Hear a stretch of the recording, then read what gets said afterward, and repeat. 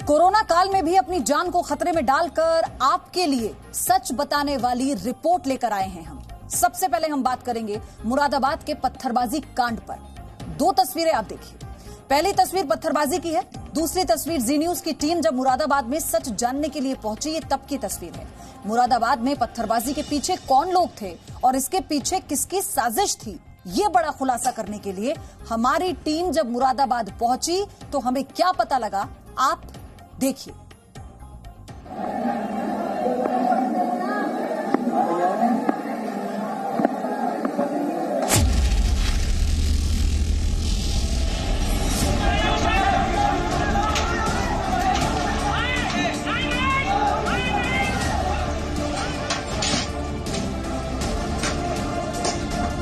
मुरादाबाद की गलियों में पत्थरबाजों की इस भीड़ के प्रायोजक कौन थे?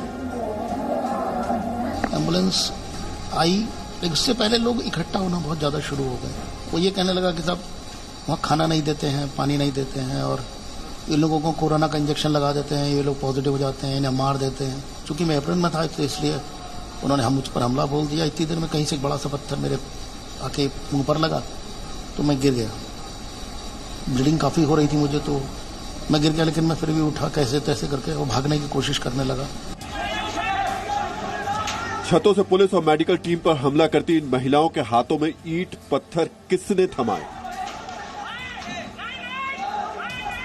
सफेद और काले रंग की जो पानी की टैंक है, ऐसा बताया जा रहा है कि उस छत पर खड़ी महिलाओं ने लगातार, जो महिलाएं उस छत पे उस दिन मौजूद थी, उन्होंने लगातार पत्थर ऊपर से चलाए। को पकड़ने के लिए, उनकी धरपकड़ के लिए जब टीमें उस गली से होते हुए उस घर के नीचे से गुजर रही थी, उस समय भी पुलिस की टीमों पर लगातार उस घर से पत्थरबाजी हुई।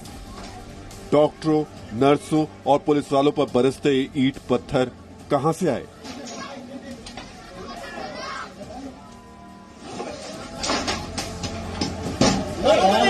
पैरामेडिकल स्टाफ पे अगर 15 से 20 मिनट तक लगातार इन छतों से पत्थरबाजी हुई, इसका मतलब सोचिए कितना पत्थर जमा किया गया होगा इन छतों पर। और विगत कुछ दिनों से लगातार उसको जमा किया जा रहा था। ऐन मौके का इंतजार था और मौका जैसे ही मिला वैसे ही पत्थरबाजी और पत्थरों से वार लगातार ताबड़तोड़ किया गया पुलिस फोर्सेज पर। क्या मंगलवार को कोरोना योद्धाओं पर हुआ हमला एक सोची समझी साजिश थी?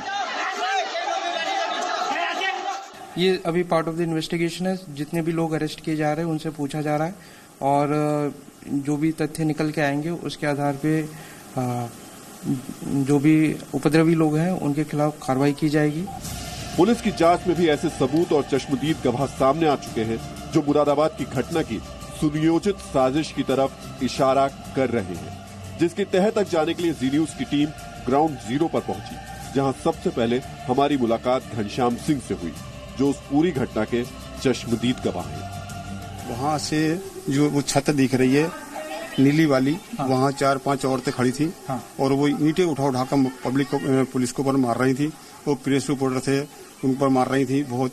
एक औरत जो है फायर भी कर रही थी और जो है देखा ये करते हुए। हाँ जी।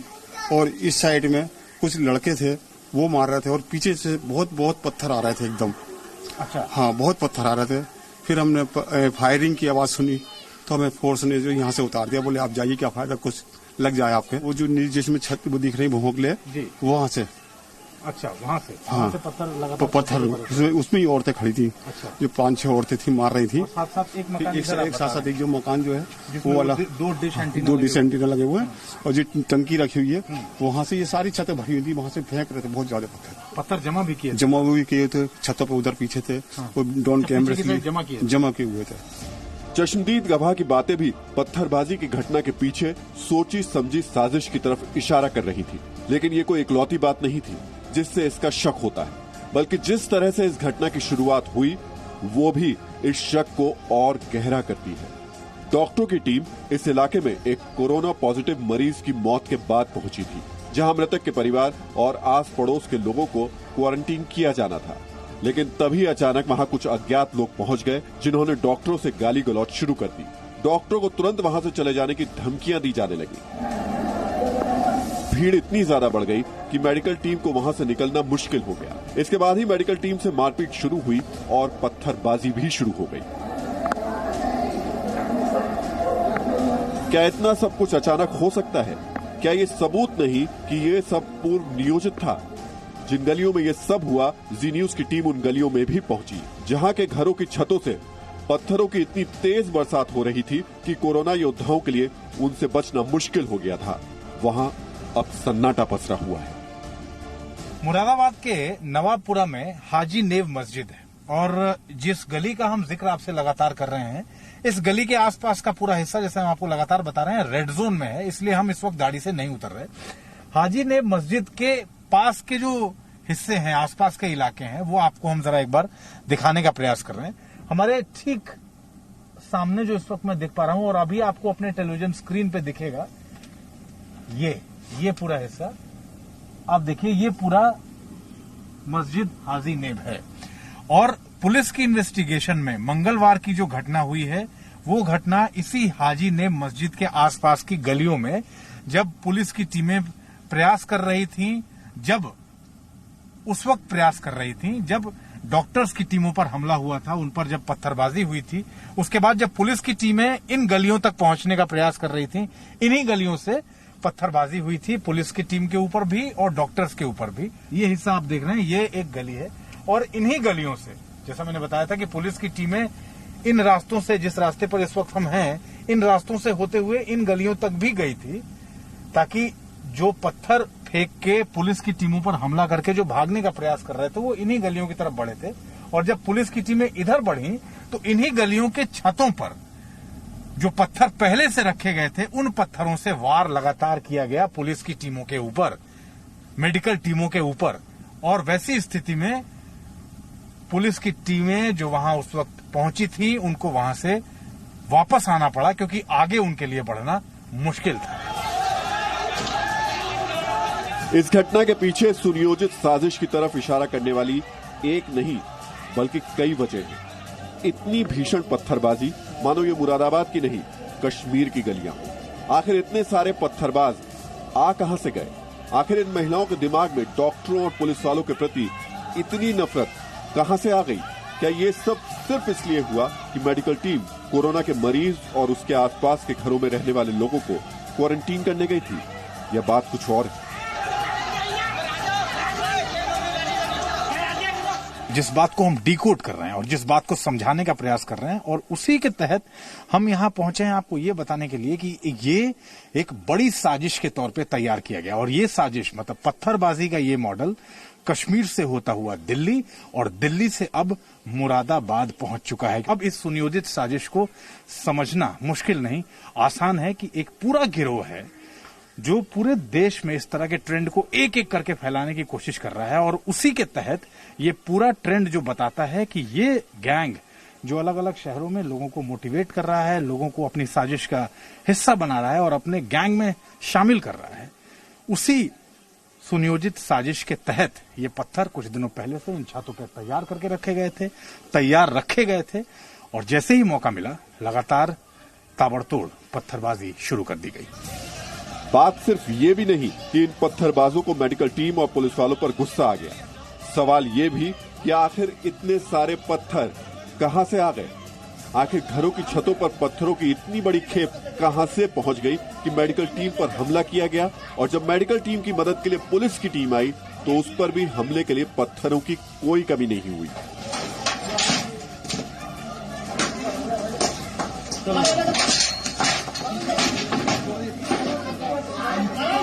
पत्थरबाजी के इस ट्रेंड में आप ये सोचिए, मुरादाबाद का ये जो पूरा, हम जिस हिस्से की बात कर रहे हैं, मुरादाबाद में ना तो ईंट भट्ठों का कोई बिजनेस है, ना तो ईंट भट्ठों का कोई उद्योग है, ना तो पत्थरों के उद्योग से जुड़े कोई कारखाने हैं। यहाँ छतों पर पत्थर जमा करने का ट्रेंड कभी नहीं रहा। कभी भी यहाँ पर आप देख लीजिए, छतों पे कभी भी पत्थर रहे नहीं।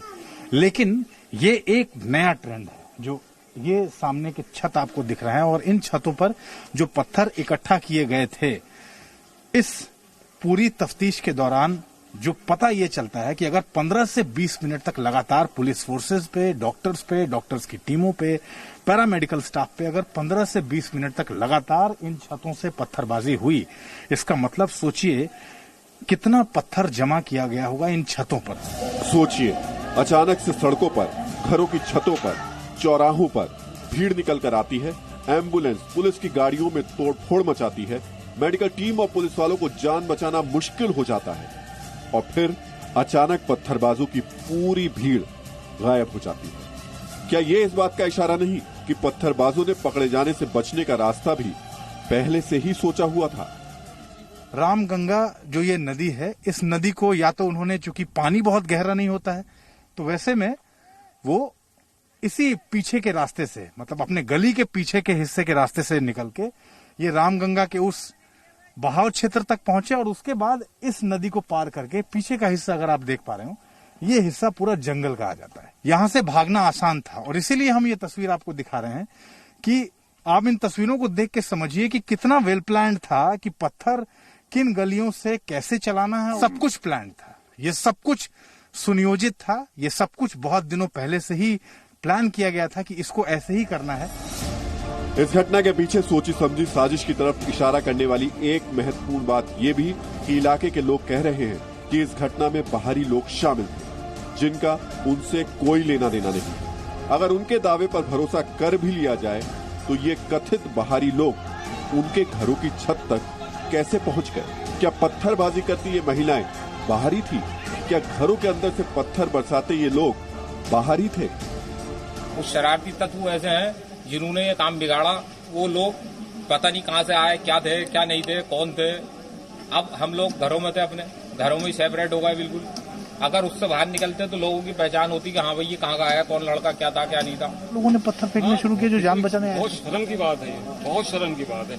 और जो डॉक्टर आज हमारे पास आ रहे हैं, हमारे पास आ रहे हैं, कल हम उनके पास जाएंगे तो शायद वो हमें धक्का दे दे पीछे। इन लोगों को ये सोचना चाहिए कि हम क्या कर रहे हैं। जो हमें बचाना है उन्हीं को मार रहे हैं। पछताएंगे अगर ऐसे ही चलता रहा तो पछताएंगे। जो लोग पत्थर बरसा रहे थे, पुलिस उनकी पहचान में जुटी, लेकिन इलाके के लोग अभी भी पुलिस को गुमराह करने की कोशिश कर रहे हैं। पुलिस अब घटना के वीडियोस के जरिए पत्थरबाजों की पहचान कर रही है और इस घटना के पीछे सोची समझी साजिश के तार जोड़ने में जुटी हुई है। अमित प्रकाश, जी मीडिया, मुरादाबाद।